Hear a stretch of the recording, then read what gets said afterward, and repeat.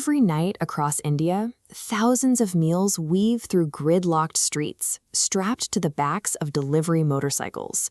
For the modern restaurant industry, these digital platforms are the relentless engine keeping the fryers hot and the lights on.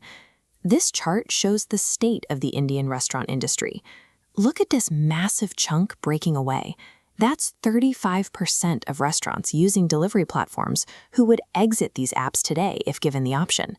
In normal business logic, a 35% churn rate signals a failing product. A business that loses a third of its vendors usually collapses. Yet the overwhelming majority of these deeply unhappy restaurant owners refuse to log off. For the modern restaurant, digital delivery is embedded into the daily P&L. These platforms represent a vital logistics layer that many kitchens simply cannot function without. So, if these platforms are actively hurting the satisfaction of the people cooking the food, what invisible economic force makes them nearly impossible to leave? The root of that widespread dissatisfaction comes down to a creeping margin squeeze, specifically the rising fees charged on every single order. Let's look at how this fee changed. In 2019, platforms enticed restaurants with favorable terms, taking an average rate of 9.6% per order. But watch what happens over the next 4 years. By 2023, that per-order commission skyrocketed to 24.6%. The math here is brutal. When a platform takes a quarter of the total bill, the restaurant's net earnings on that individual meal shrink to pennies. Even when a kitchen is overwhelmed with orders, the actual money they keep remains incredibly thin. And the leverage to fight these fees is entirely uneven. Medium and large chain restaurants have the power to negotiate better terms with the platforms. Small, independent owners have zero bargaining power and are forced to absorb the higher rates. Add in poor customer service from the platforms themselves and the immense physical stress of cooking high-volume, low-profit meals, and the frustration compounds. For a third of the market, the sheer financial weight of maintaining a digital presence costs them more than the value of the food they're actually putting in the bag. That leaves the remaining 65% of the market, and the data from those restaurants proves that these platforms operate as massive engines for growth, often stepping in where traditional bank capital falls short. This map illustrates the physical limit of a traditional restaurant, but when surveyed, 59% of restaurants reported that joining an app immediately expanded their geographical reach, delivering to distant neighborhoods.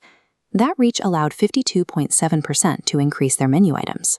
And even more importantly, 50.4% successfully acquired a completely new customer base that would have otherwise never found them.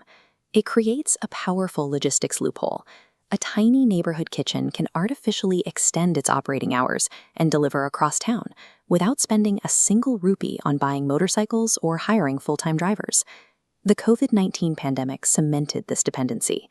During lockdowns, restaurants lacking a digital presence faced immediate closure, making platform listing a non-negotiable part of their operating model.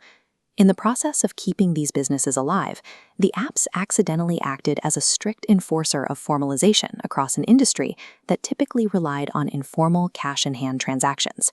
To operate on the grid, restaurants were forced to adopt digital payments, register for proper licensing, and use automated tools to track their inventory. These apps act as an outsourced infrastructure provider. They give small, independent restaurants access to logistical and digital tools that would otherwise require millions in capital investment to build from scratch. The NCAER study reveals an economic reality that looks like this. Restaurants operating on platforms generate higher total profits, shown here going up, but they survive on significantly lower profit margins, shown being crushed down. The modern restaurant owner is making a conscious trade. They're willingly sacrificing the financial efficiency of a single order in exchange for massive, system-wide scale. The economic role of these platforms is shifting. Instead of operating as a marketing channel or a premium service, they're becoming part of a restaurant's baseline overhead. They are a utility. Being listed on an app is a rigid cost of doing business, exactly like securing a commercial lease, keeping the lights on, or paying for a liquor license. But this utility model is starting to fracture. As the post-pandemic dining market stabilizes, traditional offline dining is recovering, especially in Tier 3 cities. Diners are returning to physical tables, finally giving restaurant owners the leverage to push back against the apps. The platforms face a delicate balancing act. They must maintain their own growth without pushing restaurant margins past the breaking point. If they squeeze those margins any tighter, that 35% of dissatisfied restaurants will finally pack up and leave, threatening to collapse the entire delivery ecosystem they built.